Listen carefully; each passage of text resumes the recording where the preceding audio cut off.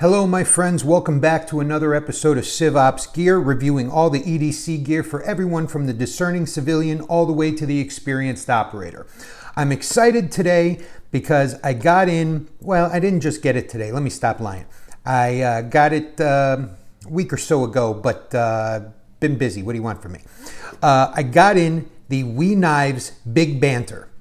And this knife is pretty new. It is, about the second week of January 2023 right now.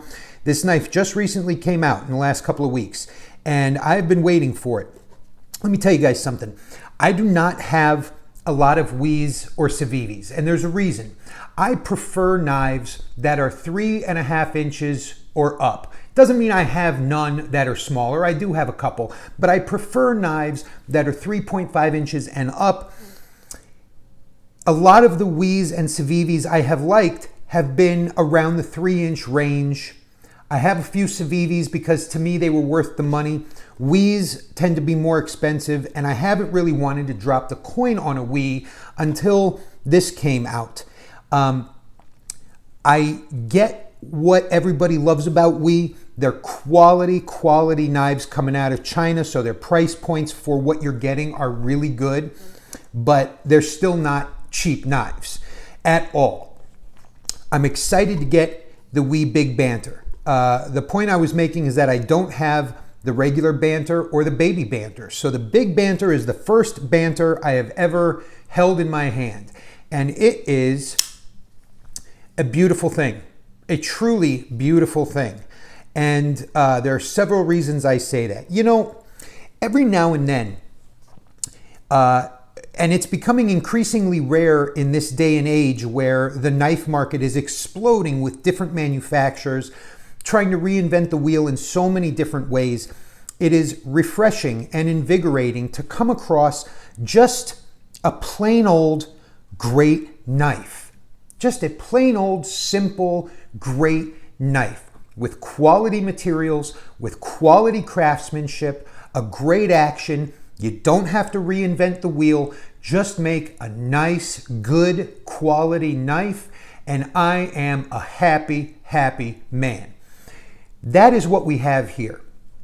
The WE Knives Big Banter is, for lack of a better term, just an outstanding, simple, high quality, great knife.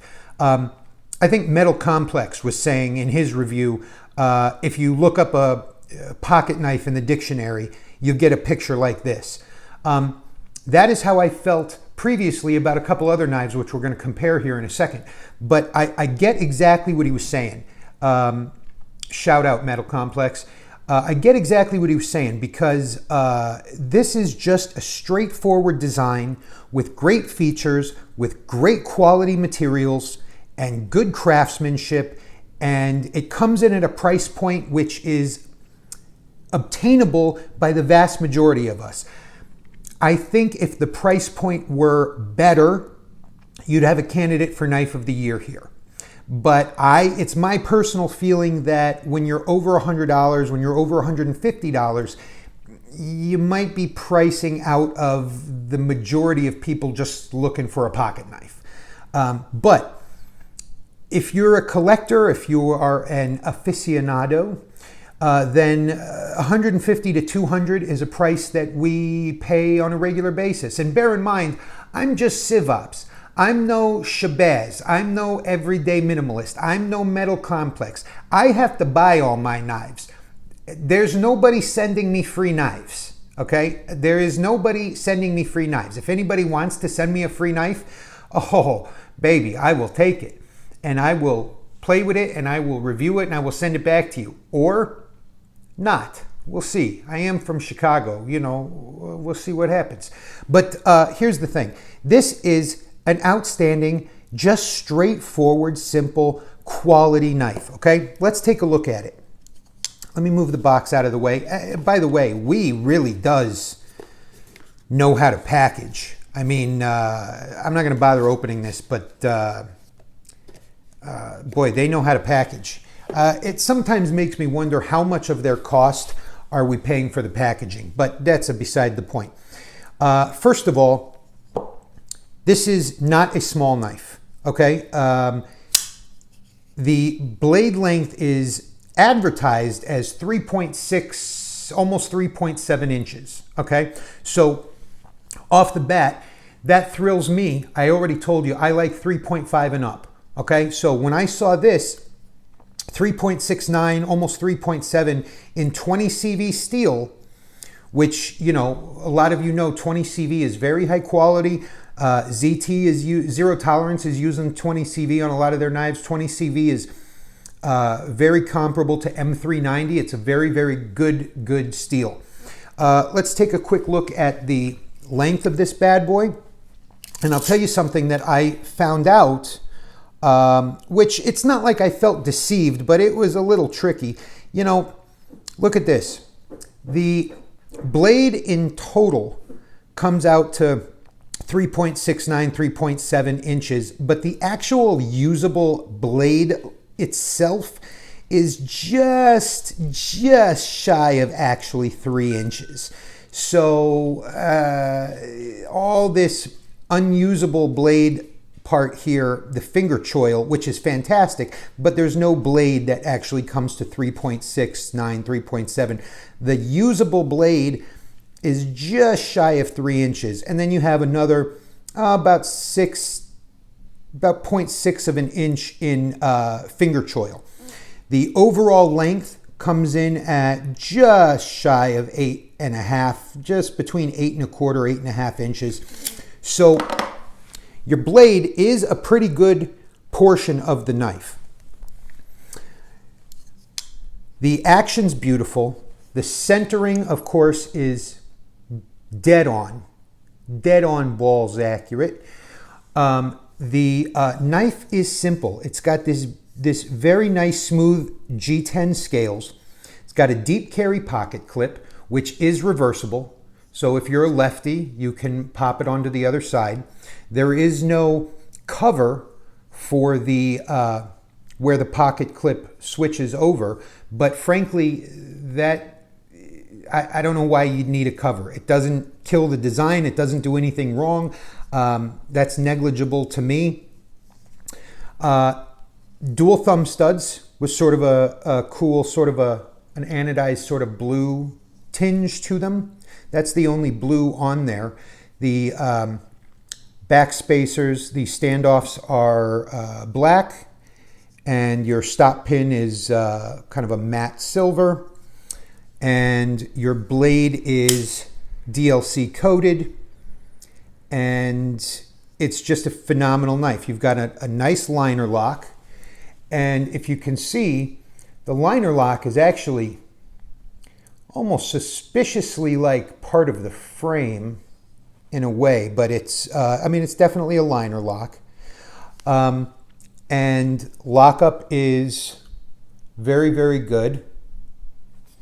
There, of course, is just no blade play at all. Up, down, forget about it. Side to side, even on 3.75 inches of leverage, there's just no blade play side to side. The action is so good, you have to certainly watch your thumb a little bit, because, you know, one of the kind of a pet peeve, I mean, it's a fantastic thing, but one of the issues with a liner lock is if the action's real good, boy, you got to kind of watch your thumb, because it's going to come right down on you. There's just no failing the deployment of this knife. The detent is great. It almost feels, I mean, I'm not saying it is a magnet, but it almost feels magnetized. That's just a really good detent. It just takes a sort of minimal amount of pressure and one quick, easy flick, and this knife is open. Now, the grip on this knife, the ergos, you know, boy, there's just not a lot to it. The ergos make me happy. It's just simple. It's simple and it feels right, and there's a little bit of jimping on top. It's not a lot of jimping, but it's aggressive enough that it does hold your thumb pretty well. And if you want, you can choke up into the very, very nice finger choil. This is a very, very usable finger choil. This knife really does allow you to safely choke up on this blade without getting anywhere near your sharpening choil, and therefore without getting anywhere near the very rear corner of your blade itself. So you can very safely and confidently choke right up on this bad boy and get into the more fine detailed carving type work if you want, or just choke back a little bit and you've got, you know, a full 3 inches of blade, and if you're really pushing hard, you could shove in a little. I mean, you've got a nice long blade here. There's something, like I was saying, that's just so refreshing about just a straightforward knife with quality materials, with good craftsmanship. And before the WE came along, it was this ZT that made me feel this way. The ZT 562 in black. I have all of the 562s, but the 562 in black with G10 on one side, on the show side, is just another phenomenal, simple, straightforward knife. In fact, there are so many similarities between the two. Both G10, both 20 CV black DLC blades. The ZT, of course, has a flipper. The WE, of course, uses thumb studs. Whereas on the ZT, the thumb studs are really sort of your stop, more than usable thumb studs. You're really supposed to use the flipper on this one. Of course, one of the significant differences is, look at this. You're actually getting, like I showed you, just shy of 3 inches of actual blade on the WE, but on the ZT, you are getting just over 3.5 inches of usable blade. Now, there's no finger choil allowing you to choke up because your flipper's in the way, but both of them have nice pronounced sharpening choils, which are lovely. And another knife doesn't quite look the same, but another knife, when I was going through my collection thinking about what knives have always struck me as just quality materials and a straight, simple forward design, the Cold Steel Code 4. Although I have to tell you, if you're a first responder and you are resorting to using a knife for something, you are most likely decidedly not Code 4. But that's beside the point. That's a whole nother conversation. Another straight, simple, straight to the point knife using S35V steel. Let's see if you can see that. S35V. This one's made in Taiwan with aluminum scales. This one's made in China, and this, of course, ZT is made in the USA. This is a frame lock. The WE is a liner lock. And this, of course, is a spine lock, which I actually just took apart the other day and has a very cool spring action inside that works very effectively. Anyway, the point I'm making is all three of these are just simple, straightforward, usable, quality knives. They've got great materials for the blade, very usable designs, handles, effective locks. They're not trying to reinvent the wheel. They're just building a quality product. And I just love that so much. I'm such a huge fan of just a tool that works. It just gets to the point. It's not trying to knock your socks off with anything too creative that may or may not work. It just does what you want it to do. And in today's world, there is so much value in that to me. There are so many knives I encounter that, as usable as they may be, as gorgeous as they may be, there's sometimes just too much going on. So anyway, the WE is a phenomenal user knife. There's nothing about this, in my opinion, that should sit in a collection and not be used. This knife is made to be carried. It's made to be used. It's made to make your life easier. There it is compared to some balls for a size reference. There it is compared to a ZT562. What do you want from me? There it is. That's how big it is. Let's move the balls. I have to say, I don't always recommend necessarily everything that I review, but I have to recommend this. If you're into a knife this size, and some people are not. Some people want a knife smaller than this for their daily carry, and that's fine.